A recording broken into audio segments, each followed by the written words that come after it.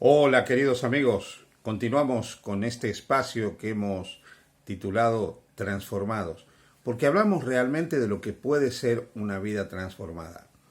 En nuestra lectura del capítulo 3, versículos 17 y 18 del Evangelio de Marcos, hemos ido compartiendo la vida y la historia de cada uno de los apóstoles de Jesús. De qué manera ellos fueron transformados, cambiados, modificados, recreados a través del contacto con Jesús. Lamentablemente, si algo tiene la Escritura, es que nos dice la verdad y muestra las luces y las sombras de los personajes de la Biblia. El último personaje que es mencionado en el capítulo 3, versículo 18 del Evangelio de Marcos es Judas Iscariotes, el que traicionó a Jesús, el que lo vendió por 30 piezas de plata.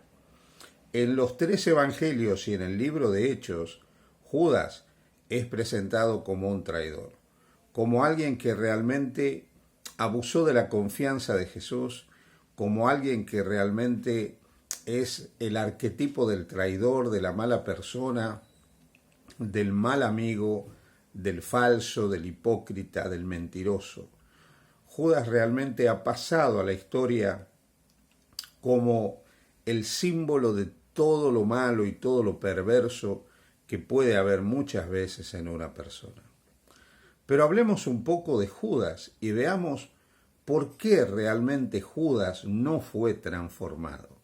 ¿Por qué en él no pudo producirse, no se pudo experimentar un proceso de transformación como se dio en el caso de los otros discípulos de Jesús?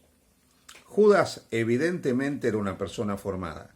Los evangelios nos dicen que él llevaba las cuentas, era el tesorero del grupo, evidentemente tenía capacidad para hacer esta tarea.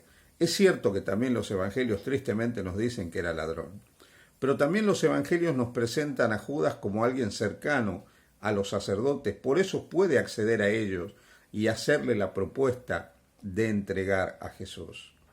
Ahora, no es menos cierto que ese hombre formado, cercano a la élite sacerdotal, con capacidad para llevar cuentas, lo que muestra que intelectualmente estaba bien preparado, era un hombre que sin dudas tenía virtudes y defectos como todos los seres humanos. Judas podría haber sido un extraordinario apóstol. Judas podría haber sido un poderoso instrumento en las manos de Jesús. Un hombre con la capacidad y la preparación de Judas podría haber ayudado a llevar a muchos a los pies de Jesús. Seguramente si él hubiera vivido la experiencia del aposento alto y hubiera sido lleno de la presencia del Espíritu Santo, la historia de Judas habría sido otra. Pero a pesar de que Judas es presentado como un traidor, como un negador, como el arquetipo, el símbolo de todo lo peor, todo lo malo, todo lo anticristiano, podríamos decir, de alguien que puede llegar a lo más vil, que es llegar a vender al propio Jesús por 30 monedas de plata, por el precio de un esclavo. Yo quiero decir, en primer lugar, algo a favor de Judas. Y lo que quiero decir es que en realidad todos los pecados de Judas, por más que los acumulemos, no son peores que nuestros pecados. Y te voy a explicar por qué. Judas en realidad traicionó a Jesús. Todos los discípulos de Jesús, todos los apóstoles en un sentido lo traicionaron. Judas abandonó a Jesús, pero todos lo abandonaron. Judas negó a Jesús, pero es que todos lo negaron. Judas es cierto que vendió a Cristo por 30 monedas de plata, pero Pedro también lo vendió cuando lo negó. Los apóstoles lo vendieron cuando lo negaron. Cada uno de ellos lo vendió a su manera, cada uno de ellos lo entregó a su manera, cada uno de ellos lo vendió y lo entregó cuando lo abandonaron completamente. Pero es que nosotros tampoco somos mejores que Judas. De una forma o de otra, nosotros también hemos traicionado y vendido a Jesucristo. Lo hemos entregado en las manos del verdugo, lo hemos negado. En realidad, los pecados de los otros apóstoles y nuestros pecados no son tan horribles o más horribles que los pecados de Judas. Entonces, en realidad, ¿dónde está el problema? Porque finalmente el problema no estuvo en que Judas vendió a Cristo por 30 piezas de plata. El problema no estuvo en que él lo negó, en que él lo abandonó, en que él lo traicionó, en que él mintió, en que él se dejó seducir por su propia naturaleza y se dejó llevar por sus propias ideas y sucumbió a la tentación y pecó, porque eso nos ocurre a nosotros también. Y eso mismo le ocurrió a Pedro y le ocurrió a todos los otros apóstoles. ¿Dónde estuvo el problema? ¿Por qué Judas no fue transformado? Porque la historia de Judas es la historia de alguien que no experimentó esa transformación al estar al lado de Jesús. En primer lugar, quiero decirte que Jesús solamente puede transformar a aquel que se lo permite. Uno puede ser duro como la piedra, como el caso de Pedro. Uno puede ser un hijo del trueno, como Juan y su hermano. Uno puede ser un incrédulo, como Tomás. No importa cuál es el defecto que uno tiene, no importa la imperfección que uno tenga, no importa la falta, no importa lo pecaminosa que sea una persona. Cuando uno permite a Jesús entrar en la vida y deja que Cristo obre en la vida, Jesús puede cambiarla, Jesús puede modificar, Jesús puede transformar a un criminal, a un negador, a un traidor, a un pecador vil, lo puede transformar en un pregonero de su justicia, en un mensajero de su gracia, en un proclamador del Evangelio, en una persona transformada, en una nueva creación. Eso es lo que puede hacer Jesús, porque Cristo puede cambiar la vida de la persona más ruin. Pero ¿qué pasó entonces en Judas? ¿Por qué Judas no pudo experimentar todo eso? En primer lugar, porque él no lo permitió. Sus convicciones, sus ideas, sus puntos de vista, su manera de pensar, su manera de entender, su autosuficiencia le impidió dejar que Jesús obrara en su vida, obrara más en su existencia. ¿Saben? El orgullo de Judas, la suficiencia propia de Judas, la altanería de Judas le impidió a Jesús obrar en él como seguramente Jesús hubiera querido obrar.